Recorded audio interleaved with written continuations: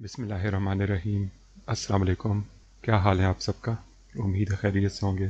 آج میں بات کروں گا یرکان پہ۔ یرکان کے بارے میں لوگوں کے بہت سارے سوالات ہوتے ہیں، بہت سارے شکوک و شبہات ہوتے ہیں، تو میں نے کہا کہ آج اس موضوع پہ بات کر لی جائے۔ تو سب سے پہلے یرکان کیا چیز ہے؟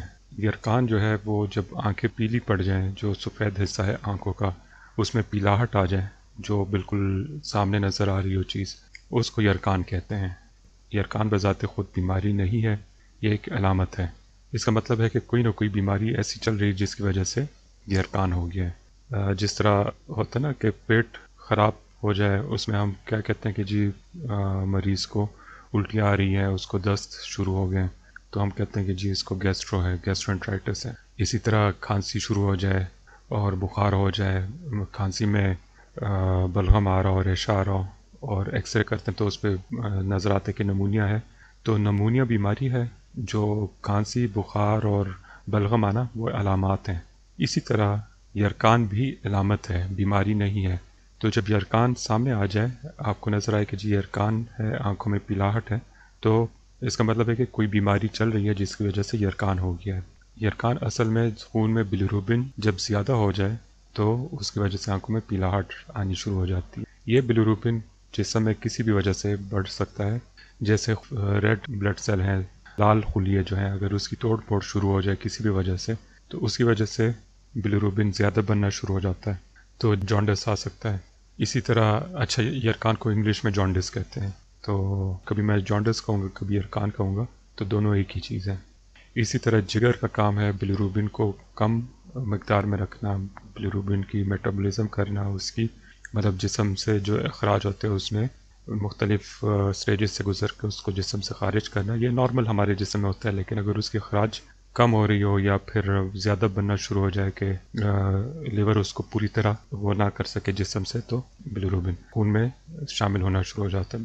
تو اگر لیور کی، جگر کی کوئی سوزش ہو جائے جس کو ہیپاٹائٹس کہتے ہیں، وہ سوزش کسی بھی وجہ سے ہو سکتی ہے، لیکن جو سب سے بڑی وجہ ہوتی ہے وائرسز کی وجہ سے ہوتی ہے، جس طرح ہیپاٹائٹس اے وائرس ہے، ہیپاٹائٹس ای وائرس ہے۔ یہ دو وائرسز جو ہے نا پاکستان میں کھانے پینے سے اور اگر صفائی کا خیال نہ رکھا جائے تو اس میں ایک بندے سے دوسرے کو یہ ہیپاٹائٹس اے اور ہیپاٹائٹس ای پھیلتی ہے۔ اس طرح ہیپاٹائٹس اے عموماً بچپن میں ہی ہو جاتا ہے، ہیپاٹائٹس ای کسی بھی ایج میں ہو جاتا ہے۔ اس کے علاوہ ہیپاٹائٹس بی اور سی، جس کو کالا یرکان بھی کہتے ہیں، اس میں بھی جانڈس جو ہے نا وہ پیلاہٹ ہی ہوتی ہے، لیکن کالا یرکان اس کو اس لیے کہتے ہیں کہ وہ جگر کو نقصان پہنچا دیتے ہیں۔ یہ وائرس اگر اس کی ٹریٹمنٹ نہ کی جائے تو اس میں نقصان پہنچنے کا اندیشہ ہوتا ہے، اس لیے اس کو کالا یرکان کہتے ہیں۔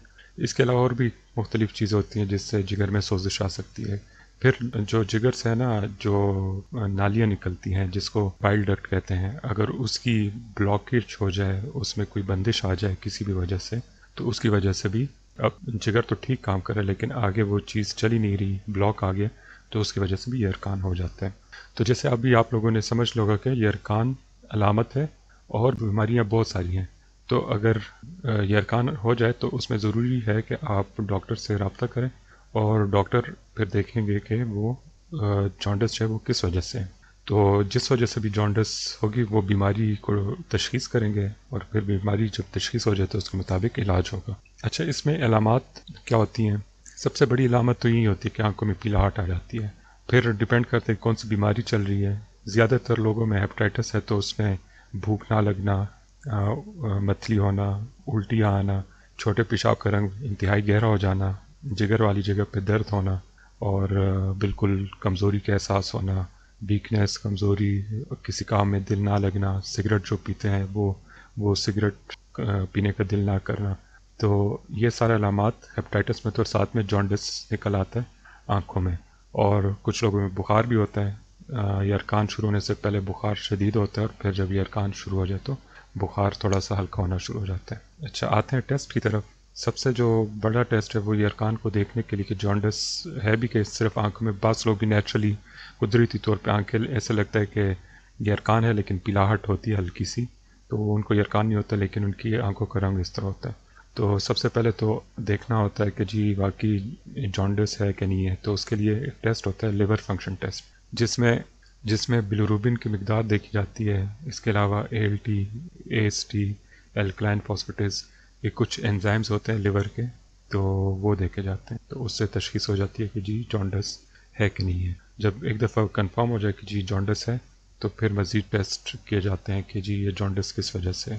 اسی طرح وہ ریڈ بلڈ سیل کے ٹوٹنے سے ہو رہا ہے یا کہ جگر کی سوزش کی وجہ سے ہے۔ اگر جگر کی سوزش ہے تو ہیپاٹائٹس کون سے والا ہے، ہیپاٹائٹس بی اور سی کا ٹیسٹ کیا جاتا ہے۔ اس کے علاوہ کچھ کیسز میں الٹرا ساؤنڈ کی بھی ضرورت پڑتی ہے۔ الٹرا ساؤنڈ میں دیکھتے ہیں کہ کوئی جگر کو کہ وہ جو جس طرح میں نے کہا کہ اس میں نالیاں بلاک ہو جاتی ہیں، تو جگر سے نکلنے والی نالیوں کی بندش تو نہیں ہے۔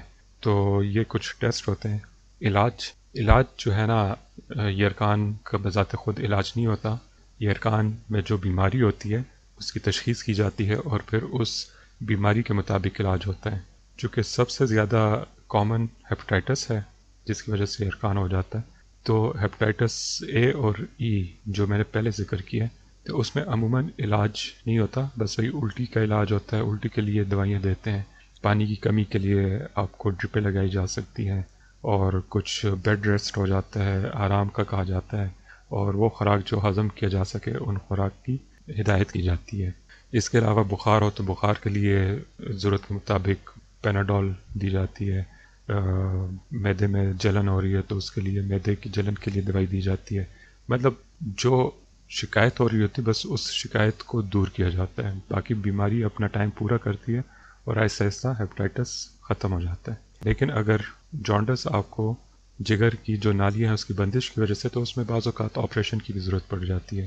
اسی طرح اگر جانڈس ہوا ہے آپ کی خون کی جو ریڈ بلڈ سیل کے ٹوٹ پھوٹ سے، تو پھر اس میں دیکھا جاتا ہے کہ یہ ٹوٹ پھوٹ کس وجہ سے ہے، کسی دوائی کی وجہ سے ریڈ سیل ٹوٹنا شروع ہو گئے یا کوئی اور بیماری ہے، تو پھر اس بیماری کے مطابق اس کا علاج کیا جاتا ہے۔